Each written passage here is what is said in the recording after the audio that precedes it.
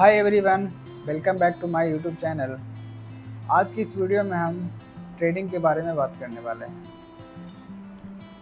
सबसे पहले हम जानेंगे कि ट्रेडिंग क्या होता है, ट्रेडिंग कितने प्रकार के होते हैं और हम किन किन चीज़ों में ट्रेडिंग कर सकते हैं। तो ट्रेडिंग का सिंपल और सीधा मतलब होता है कि किसी भी शेयर्स को खरीदना और फिर उसे बेच देना, ये ट्रेडिंग कहलाता है। अब हम जानेंगे कि ट्रेडिंग कितने प्रकार के होते हैं। तो ट्रेडिंग तो वैसे कई प्रकार के होते हैं, लेकिन मुख्य रूप से ट्रेडिंग 3 प्रकार का होता है। सबसे पहले intraday trading, second swing trading, third positional trading.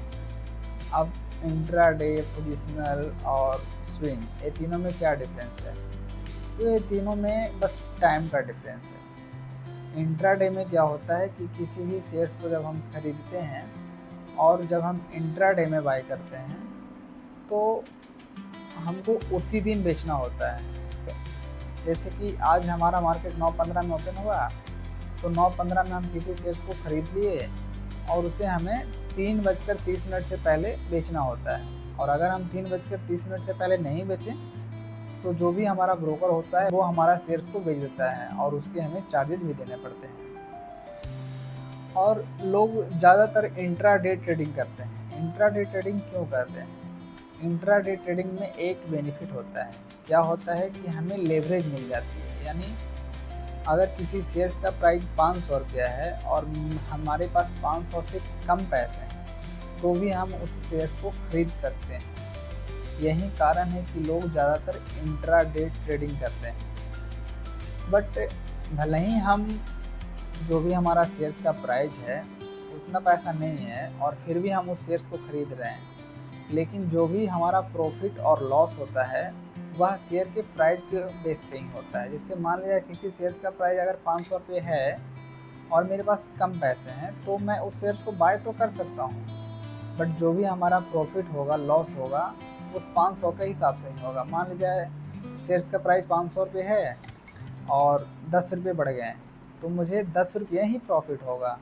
और मान लीजिए 20 रुपया घट गया शेयर्स का प्राइस तो मुझे 20 रुपये का नुकसान होगा। ऐसा नहीं है कि मैं जितना लगाया हूँ उसमें उसके बेस पे होगा, नहीं, जो भी शेयर्स का प्राइस होगा उसी के बेस पे हमें प्रॉफिट और लॉस दोनों होंगे। दूसरा है स्विंग ट्रेडिंग। स्विंग ट्रेडिंग में क्या होता है कि जिन लोगों को मतलब एनालिसिस से ऐसा लगता है कि नहीं भाई मार्केट ना अभी तो इतना पर है और फ्यूचर में 2 दिन 4 दिन 5 दिन के बाद मार्केट और ऊपर जाएगा, तो इस केस में लोग स्विंग ट्रेडिंग करते हैं। मतलब किसी भी शेयर्स को खरीद लिए और उन्हें ऐसा लगता है एनालिसिस के बेस पे कि हाँ इस शेयर्स का प्राइस 2-4 दिनों में बढ़ जाएगा, तो फिर उसे वो 2-4 दिनों के लिए या फिर हफ्ता भर के लिए या फिर 2 हफ्ता के लिए भी उसे होल्ड करके रखते हैं और फिर जब प्राइस बढ़ जाती है तो फिर उसे बेच देते हैं। तो ऐसा जो ट्रेडिंग करते हैं उसे हम स्विंग ट्रेडिंग करते हैं। और तीसरा है पोजिशनल ट्रेडिंग।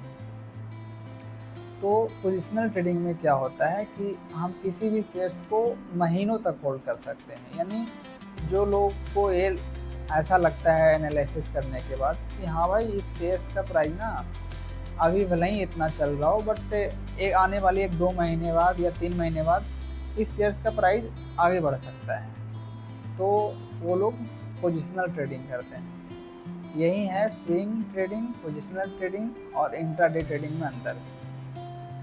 अब हम बात करेंगे कि ट्रेडिंग जो होता है वो हम किन किन चीज़ों में कर सकते हैं। तो ट्रेडिंग हम स्टॉक्स में भी कर सकते हैं, ट्रेडिंग हम ऑप्शन में भी कर सकते हैं और ट्रेडिंग हम फ्यूचर में भी कर सकते हैं।